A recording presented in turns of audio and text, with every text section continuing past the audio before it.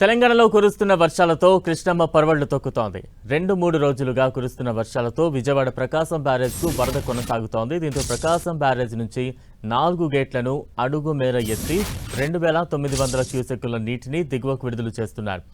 బందరు, రైవర్స్ కాలువలకు 211 క్యూసెక్కుల నీటిని వదులుతున్నారు. నదీ పరివాహక ప్రాంతాల్లోని ఇసుక రీచ్లలో పనిచేసే సిబ్బంది అప్రమత్తంగా ఉండాలంటూ అధికారులు సూచించారు.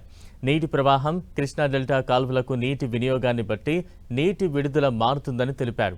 ఖరీఫ్ సీజన్కు సంబంధించి కృష్ణా డెల్టాకు జూలై 1 నుంచి నీరందించే అవకాశం ఉందని అధికారులు చెప్పారు. కృష్ణా నదికి 3-4 రోజులు వరద ప్రవాహం ఉంటుందని అధికారులు అంచనా వేస్తున్నారు.